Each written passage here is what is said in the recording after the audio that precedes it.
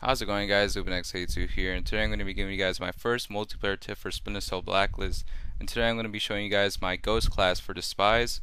This class is more an objective-based class. You're really not going to be focusing on getting kills, but don't worry, when it comes to the pistol and the primary weapon, I'm still going to show you some pistols and primary weapons that I recommend. Though, when it comes to the weapons, I'm going to be focusing that a lot on my Merc classes because honestly, the only types of weapon or the way that I kill my enemies is with the knife. It's really useful.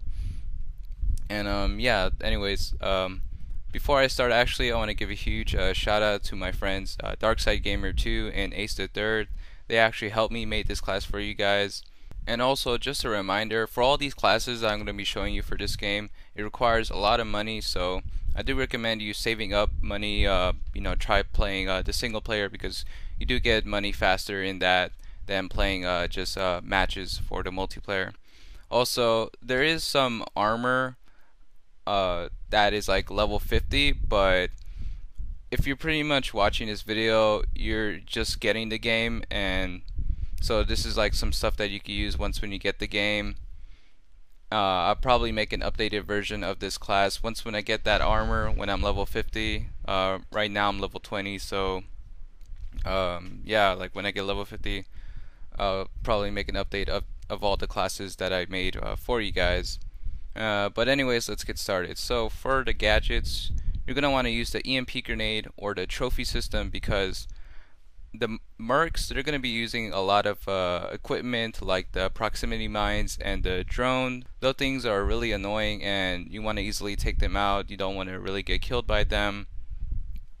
And for the goggles, pretty much for all of my classes for the spies, I really recommend the sonar goggles. They're really useful. You can see through pretty much through the walls, and the enemies are highlighted white, which is really useful because you will know where they are, so you could like hide from the direction they're coming from and all that. The only bad thing is that when you're using them, I recommend them using them on a very dark room, because if you just use them the entire game and you walk into a room with very bright lights, you won't know that, so you might think you're all stealthy, but when the enemy sees you, you're pretty much in a very bright room and you would just easily get killed. For the op suit, when it comes to the headgear, I recommend the infiltration helmet, which the description, it remains undetected by RFD while using vision mode, which is very useful. For the torso, I recommend using the digital ghillie suit because if you press R2, you can actually turn invisible for like a few seconds, so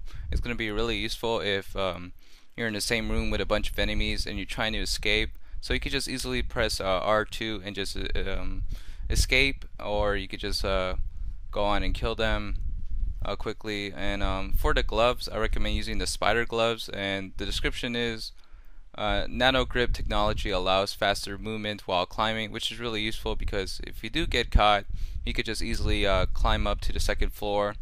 Not really when you only get caught. Whenever you hack the bomb and you're trying to hide, you could just use these spider gloves to allow you to climb faster. And you can also use the takedown gloves, which allows you to like the range of your melee attack is farther, which is pretty much like the commando perk for like Call of Duty. That one's also useful, but you're gonna have a less speed, so you might want to decide wisely on which one of those gloves you want to use. For the pants, I recommend using the ID blocker pants. Pretty much, the description is weird. Let me tell you what it is right now. It's a EM fuzzer prevents enemy crosshairs from turning red or displaying target name, which I don't really understand what they're trying to say, or probably it's just me, but I just picked it because it increased my stealth, so yeah. For the boots, I picked the Splinter boots because it allowed me to sprint faster. But if you want to go fully stealth, then just use the stealth boots. But you want to have some a really good speed as well. So I prefer the Splinter boots instead. But it's really your preference, and that's it really. Anyways, for the pistol, I like using the SCIS pistol. The attachments that I use, the ammo is the armor piercing, which increases the damage, and for the internal, I like using the bolt blueprinting and the weight balance. The bolt blueprinting, the description is it improves accuracy over sustained firing for tighter groups, and the weight balance, it adjusts the distribution of weight to improve control when aiming, which is very useful. But like I said, I prefer using the knife, but you could use this pistol, it's really good.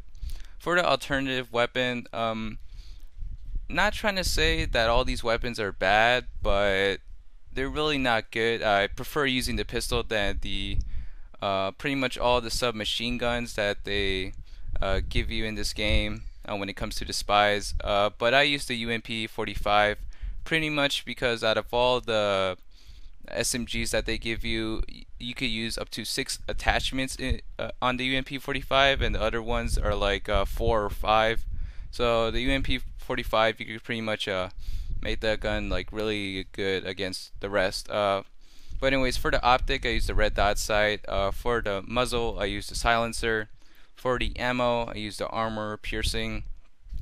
For the internal, I use the weight balance, the match grade trigger, and the accurized barrel. For the accurized barrel, the description is improves accuracy by fine-tuning the weapon barrel and chamber, and the match grade trigger, it improves weapon consistently, making it easier to control. That's pretty much just it for this class. Based on the gameplay, hope you actually like this class. But like I said, it's more an objective-based class. You're pretty much going to be arming the bomb and hide. And you're not going to really be focusing on getting kills. You could pretty much depend on your teammates to do that for you.